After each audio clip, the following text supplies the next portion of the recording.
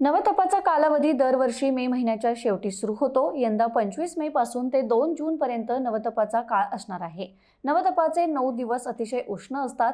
या दिवसातील प्रचंड उष्णतेमध्ये स्वतःला निरोगी ठेवण्यासाठी काही गोष्टींची काळजी घेणं अतिशय गरजेचं आहे। अनेकदा आपण आपल्या खाण्यापिण्याच्या सवयींची काळजी घेतो, जसं की रोज पुरेशा प्रमाणात पाणी पितो, सकस आहार घेतो आणि वेळेवर झोपतो। पण तुम्हाला माहिती आहे का की या 9 दिवसात स्वतःला निरोगी ठेवण्यासाठी केवळ एवढेच करणं पुरेसे नाही।